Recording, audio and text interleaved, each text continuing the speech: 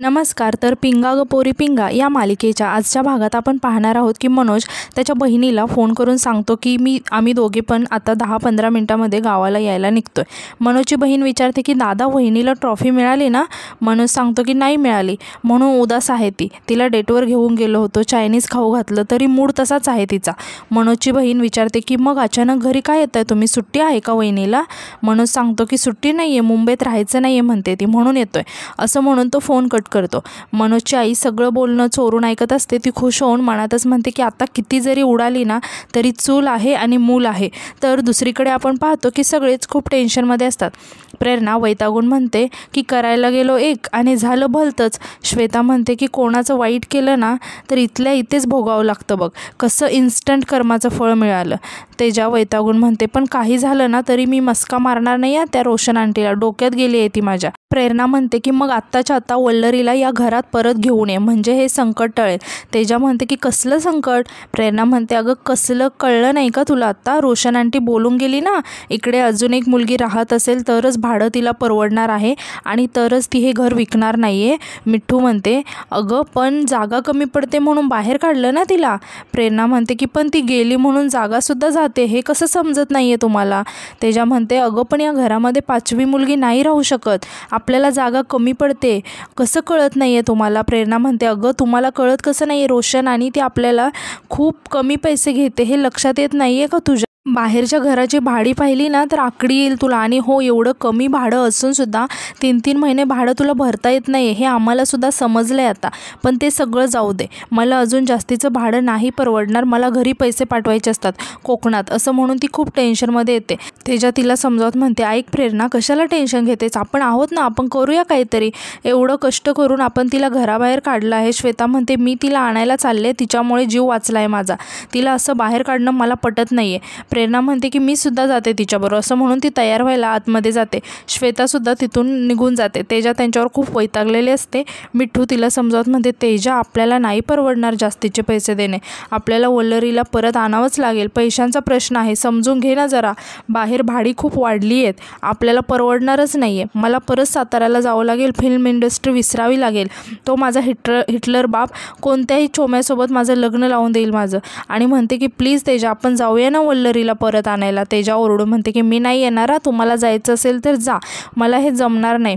मग मिठ्ठूसुद्धा रागाने तिथून निघून जाते. यानंतर आपण पाहतो की प्रेरणा तयार होऊन येते, मिठ्ठूसुद्धा तयार होऊन येते आणि ती तेजाला म्हणते चल ना तू पण तेजा नाही म्हणून सांगते. श्वेता म्हणते की कुठे समजावत बसता हिला, चला पटकन आपल्याला उशीर होईल, असं म्हणून त्या तिथून निघून जातात. यानंतर दुसरीकडे आपण पाहतो की मनोज वल्लरीजवळ येतो आणि सांगतो की तिकीट मिळाली आहे पण सीट वेगवेगळ्या आहेत, आपल्याला 10 मिनिटांमध्ये बस आहे आपली, असं म्हणून तो वल्लरीची बॅग उचलतो. वल्लरीच्या बॅगमधून पेन खाली पडतो. दोघेही तो पेन घ्यायला खाली बघतात. वल्लरीला तो पेन मनोजने मुंबईला येताना गिफ्ट केला होता. दोघेही खूप इमोशनल होतात आणि तिथून जायला लागतात.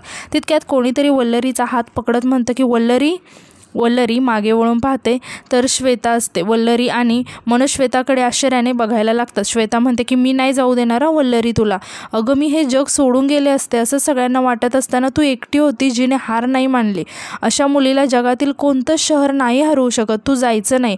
वल्लरी खूप इमोशनल होते आणि म्हणते की माझं ठरलं आहे श्वेताताई, मी परत चालले, नाही राहू शकत इथे, असं म्हणून ती तिथून जायला लागते. तेव्हा प्रेरणा ओरडून म्हणते की अशी नाही जाऊ शकत तू, आणि ती वल्लरीजवळ येते आणि म्हणते की वल्लरी संकट प्रत्येकाच्या आयुष्यामध्ये येत असतात पण त्या संकटापेक्षा तुझं स्वप्न मोठं आहे ना, त्यामुळे तुला इथे थांबावंच लागेल.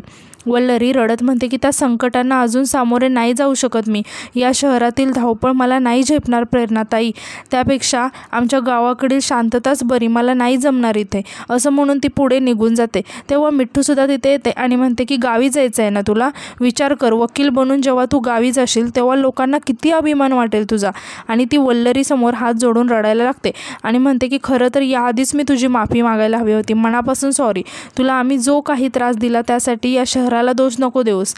तेव्हा तिथे तेजासुद्धा येते आणि मिठ्ठूकडे आश्चर्याने बघायला लागते आणि मनातच म्हणते की केवढे ॲक्टिंग करते ही.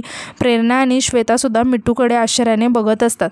आता मिठ्ठू रडत म्हणते की तुला आम्ही कधी सांभाळूनच घेतलं नाही, तुला सेटलच होऊ दिलं नाही, खूप त्रास दिला तुला, खूप माती खाल्ली आम्ही, जमलं तर आम्हाला माफ कर. तुझ्यासारख्या मेहनती टॅलेंटेड इमानदार मुलीला एवढा त्रास दिला त्यासाठी आम्हाला देवसुद्धा माफ करणार नाही. आणि रडत म्हणते की मला किती पश्चाताप होतोय, मी तुला शब्दात नाही सांगू शकत. आणि तू तर मला माफ नाही केलं तर मी हे शहर कायमचं सोडून जाईल. सगळेच मिठ्ठूकडे आश्चर्याने बघत असतात. मिठ्ठू रडत म्हणते की मग मी हिरोईन नाही झाले तरी चालेल, तुझ्यासारख्या एका चांगल्या मुलीला घालवलेलं पाप नको आहे माझ्या डोक्यावर. असं म्हणून ती तिथून निघून जाते आणि तेजाजवळ जाऊन उभं राहते.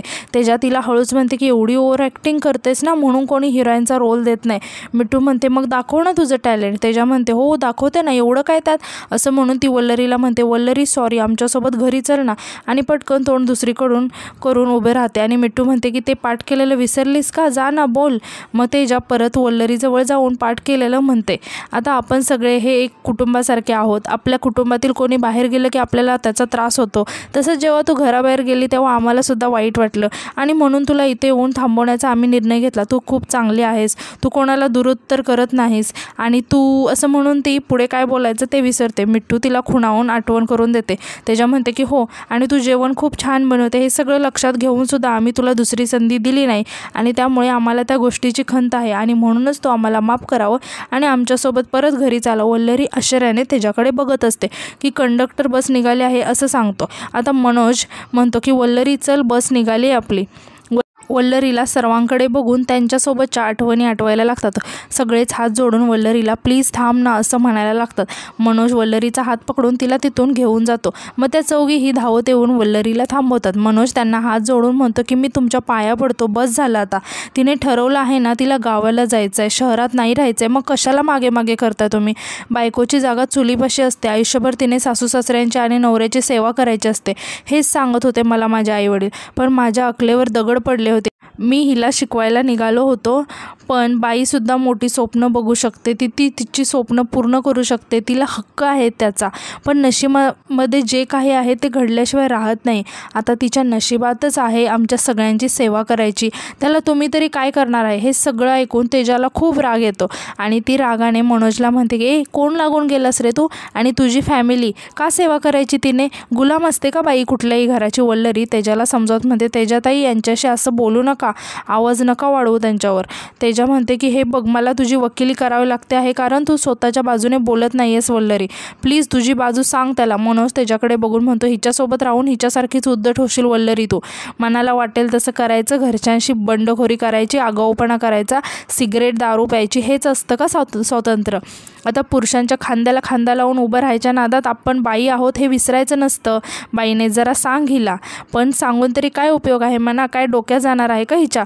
वल्लरी मनोजला म्हणते असं नाही बोलायचं तुम्ही यांच्याशी, अहो काही दिवसांच्या असल्या तरी मैत्रिणी आहेत त्या माझ्या. मनोज वल्लरीसमोर हात जोडून म्हणतो की तुझ्या मनासारखं करतो, आत्तापर्यंत तेच करत आलो आहे ना, मग आता निघायचं का, बस निघाली आहे. मिठू म्हणते अरे थांबा ना बाबा, आणि परत थोडं घाबरत शांत होत म्हणते ती काय आहे, आमची दोस्ती यारी झाली आहे ना, आता ती गेली तर दुःख होईल ना आम्हाला. प्रेरणा म्हणते वल्लरी प्लीज थांब ना, एवढं वाईट नाही आहे शहर. मनोज म्हणतो वल्लरी बस निघून गेली ना अडकून पडेल आपण इथे, चल लवकर. वल्लरी मनोजला म्हणते की आता जर ही बस सुटली नाही ना तर मी कायमची गावामध्ये अडकून पडेल, मग गावाकडची प्रत्येक मुलगी जी मोठं स्वप्न बघेल ना तिला माझं उदाहरण दिलं जाईल. लोक म्हणतील ही वल्लरी मुंबईला गेली होती शिकायला पण हार मानून परत आली, त्या प्रत्येक मुलीला लढण्याआधीच हार मानावी लागेल माझ्यामुळे. मला या शहराला आणि मला एक संधी द्यायची, फक्त एक शेवटची संधी.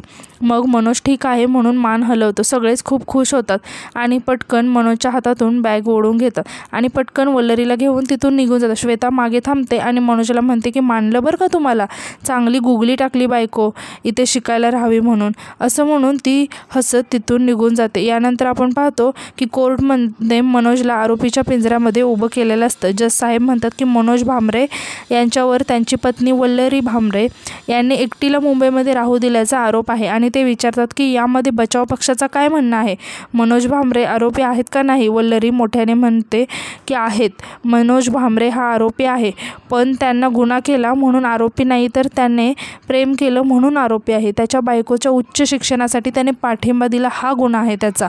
आपली बायको आपल्यापेक्षा शिकून पुढे गेली तर ती आपली बायको म्हणून नाही तर आपण तिचा नवरा म्हणून ओळखले जाऊ अशी भीतीच नाही आहे त्याच्या मनात. हा आहे त्याचा गुन्हा. एवढंच नाही तर ऑफिसमधून थकून आल्यानंतर आपण जग जिंकून आलं अशा भावनेमध्ये चहा टाक ग अशी ऑर्डर नाही सोडत, म्हणून तो गुन्हेगार आहे. ऑफिसमध्ये टिफिन खाण्याअगोदर बायकोला जेवलीस का असा मेसेज टाकणारा नवरा आहे तो, आणि हा त्याचा गुन्हा आहे. प्रेम म्हणजे फक्त हक्क गाजवणं नाही, तर प्रेम म्हणजे त्याग करणं, निस्वार्थपणे त्याग करणं, हे माहीत आहे त्यांना. पण हा तर गुन्हा आहे ना त्यांचा. आणि म्हणते, साहेब तुम्हाला एक गोष्ट सांगू का, जळगावच्या एका छोट्याशा घरात, गरीब घरात एक मुलगी होती. तिने नकळत एक स्वप्न पाहिलं होतं. तिला वकील व्हायचं होतं, पण तिला माहिती होतं तिचं हे साधं स्वप्न नाही आहे, तिची छोटीशी इच्छाच म्हणावी. पण एक दिवस तिचं लग्न ठरलं. मग तर काय, तिला खात्री पटली होती नाही तिचं स्वप्न कधीच पूर्ण होणार नाही. मग आला तिच्या स्वप्नातील तो राजकुमार. तो तिच्या चेहऱ्यापेक्षा तिच्या स्वप्नांवर जास्त प्रेम करतो. तो तिला म्हणाला, तू हो पुढे, मी आहे तुझ्यासोबत. आणि एक महत्त्वाची गोष्ट, हा गुन्हेगार जर आता इथे नसताना तर ही वल्लरी तुमच्यासमोर आज ॲडव्होकेट वल्लरी म्हणून नसती. नंतर आपण पाहतो की सर्वजण घरी येतात. रोशन आंटींना डिपॉझिटचे पैसे देतात. तेव्हा तिथे बंडू आणि त्यांची बायको येते. बंडू रोशन आंटींना म्हणतो की रोशन आंटी काय करताय तुम्ही? अहो या मुली नाकी नऊ आणतील तुमच्या.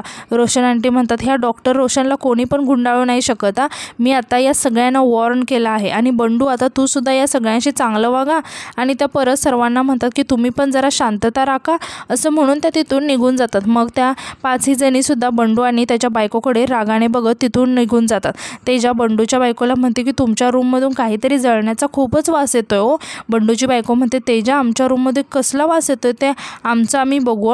बंडू म्हणतो की एवढं सोपं नाही हे, तुम्ही वाटेल ते नाही करू शकत इथे. हा मॅटर मी वरपर्यंत घेऊन जाणार आता. तेजा हात जोडून म्हणते, देव तुमच्या आत्म्यास शांती देव. आणि मग सर्वजण बंडू भूते अमर रहे असं म्हणायला लागतात आणि असं ओरडत आतमध्ये निघून जातात. आणि आतमध्ये येऊन आनंदाने डान्स करायला लागतात. वल्लरी सगळ्यांकडे खूप आनंदाने बघत असते. आणि आजचा भाग इथेच संपतो. धन्यवाद.